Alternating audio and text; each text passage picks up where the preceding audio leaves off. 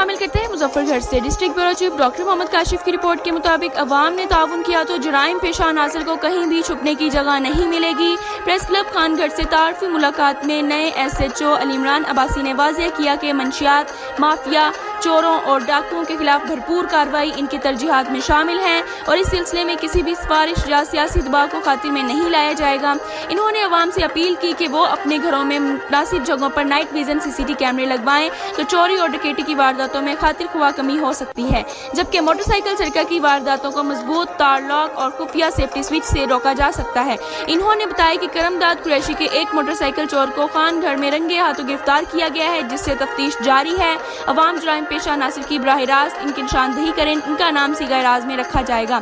انہوں نے صحافیوں سے مقامی مسائل سے بھی آگاہی حاصل کی۔ اس کے علاوہ جنوبی پنجاب بھر سمیت ضلع مظفر گڑھ میں برائلر مرغی کی قیمتوں کو پھر پر لگ گئے۔